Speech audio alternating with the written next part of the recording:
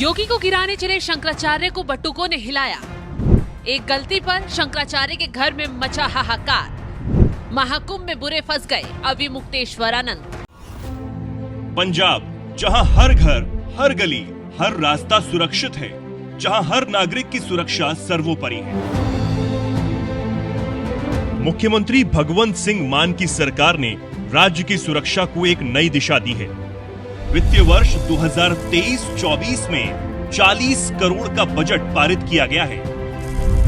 इन 40 करोड़ में से 19 करोड़ 24 लाख 68 हजार रुपए 2127 सीसीटीवी कैमरे लगाने के लिए आवंटित किए गए हैं। ये सुरक्षा कैमरे पंजाब के सीमा क्षेत्रों को निगरानी में रखेंगे ताकि हर नागरिक की सुरक्षा सुनिश्चित हो सके। अब पंजाब में हर गली, हर सड़क पर कैमरे हैं ताकि हर नागरिक सुरक्षित महसूस करे। पंजाब सरकार, आपकी सुरक्षा हमारा वचन।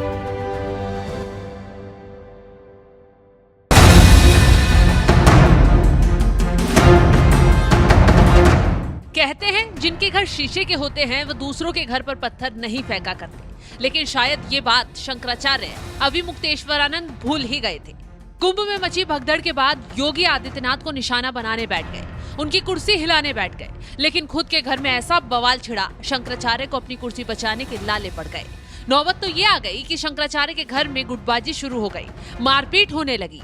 अब ऐसा क्या हुआ कि कुंभ की घटना पर बयानबाजी कर देश में बवाल कराने की फिराक में लगे शंकराचार्य के घर में खुद ही बवाल छिड़ गया। चलिए विस्तार से मामला बताते हैं। दरअसल खबर ये है, शंकराचार्य अविमुक्तेश्वरानंद के शिविर में दो बटुकों के बीच विवाद हो गया।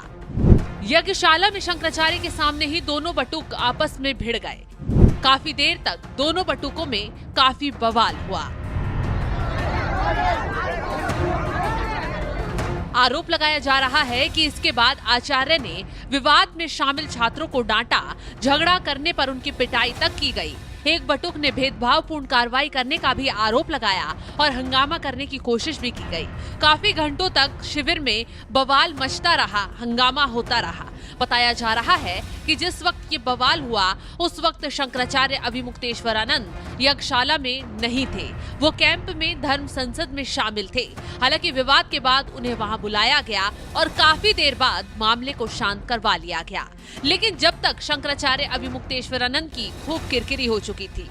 बता दें कि शंकराचार्य अविमुक्तेश्वरानंद कुंभ में मची भगदड़ के बाद योगी सरकार को घेरने के बाद से विवादों में छाए हुए हैं। योगी अविमुक्तेश्वरानंद ने छूटते ही कुंभ में भगदड़ के लिए योगी आदित्यनाथ की सरकार को जिम्मेदार ठहरा दिया, व्यवस्थाओं पर सवाल उठाए और योगी आदित्यनाथ के इस्तीफे की मांग भी कर डाली, जिससे न सिर्फ बीजेपी बल्कि संत समाज तक भड़क उठा। अविमुक्तेश्वरानंद के पद की जांच की मांग कर डाली। शंकराचार्य पर साजिश के तहत योगी के खिलाफ बयान देने के आरोप लगाए गए। इतना ही नहीं, अविमुक्तेश्वरानंद को कुंभ से हटाने की भी तेजी से मांग उठ रही है। अविमुक्तेश्वरानंद योगी आदित्यनाथ को घेरने चले थे, अब खुद ही अपने शिविर के अंदर से लेकर बाहर तक फंस गए हैं। एक तरफ उनके बटुक दो गुटों में बट चुके हैं, मारपीट पर उतर आए हैं, तो दूसरी तरफ उनके खिलाफ संतों ने बुरी तरह मोर्चा खोल दिया है। तो चलिए जाते जाते विरोधियों को कुंभ में योगी आदित्यनाथ ने कैसे जवाब दिया, ये भी सुनवाते हैं। सनातन धर्म ही मानव धर्म है। सनातन धर्म रहेगा तो मानव धर्म रहेगा, मानवता रहेगी, इस सृष्टि रहेगी। और मैं अभिनंदन करूंगा उन पूज्य संतों का जिन्होंने मौनी अमावस्या के अवसर पर पूरे धैर्य के साथ एक चुनौती हम सबके सामने आई। कुछ पुण्यात्मा उस एक हादसे के शिकार हो गए थे, लेकिन उन स्थितियों में एक अभिभावक के रूप में, जैसे परिवार के ऊपर कोई विपत्ति आती है तो परिवार का अभिभावक धैर्य नहीं खोता, पूरी हिम्मत के साथ खड़े होकर के उस चुनौती का सामना करते हुए उससे उभारने का कार्य करता है। और आपने देखा होगा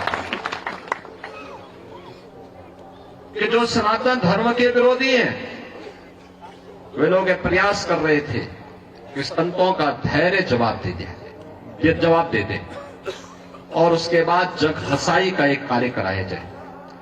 लेकिन मैं अभिनंदन करूंगा पूज्य तुलसी पीठाधीश्वर जी का भी, पूज्य जूना पीठाधीश्वर जी का भी, अपने सभी 13 के 13 अखाड़ों का भी, पूज्य फूलडोल दास जी महाराज वृंदावन धाम से हमारे पास आए हैं, अत्यंत वरिष्ठ संत हैं।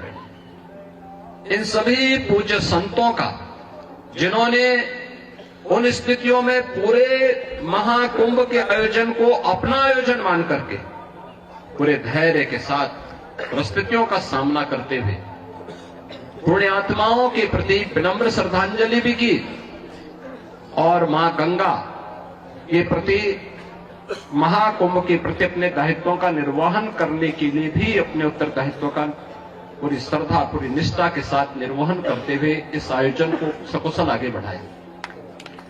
इसी का परिणाम है कि पिछले 19 दिनों के अंदर 32 करोड़ से अधिक श्रद्धालु अब तक प्रयागराज में मां गंगा, यमुना और मां सरस्वती की इस पावन त्रिवेणी में डुबकी लगा करके पुण्य के भागीदार बने हैं। जो यहां से जा रहा है, यहां की परंपरा के बारे में, यहां की गाथा के बारे में, यहां की व्यवस्था के बारे में गुणगान कर रहा है। ये गुणगान व्यक्ति का नहीं है, सनातन धर्म का है जो आ रहा है देश और दुनिया से। लेकिन हम लोगों को ये भी देखना होगा, कुछ लोग लगातार गुमराह करके सनातन धर्म के खिलाफ हर एक मुद्दे पर षड्यंत्र करने से बाज नहीं आते। और आज से नहीं, बहुत पहले से हम लोग देखते रहे। राम जन्मभूमि से, राम जन्मभूमि मुक्ति आंदोलन के दौरान भी ये सभी पूज्य संतजन उस समय के भी साक्षी हैं। वे लोग उस समय, उनका व्यवहार, उनका चरित्र उस समय भी जग जाहिर था और आज भी है। ऐसे लोगों से सावधान होकर के सनातन धर्म के मूल्यों, उन आदर्शों के साथ इन पूज्य संतों के सानिध्य में हमें निरंतर आगे बढ़ना होगा, हमेशा आगे बढ़ना होगा। और जब तक पूज्य संतों का सम्मान है, सनातन धर्म का कोई बाल बांका नहीं कर सकता। और सनातन धर्म है तो दुनिया के अंदर जीव सृष्टि बनी रहेगी। ये सनातन धर्म की मजबूती पर निर्भर करेगा। और इसलिए हम सबका प्रयास होना चाहिए कि जहां भी जिस स्तर पर हो सके, सभी पूज्य संतजन कर रहे हैं,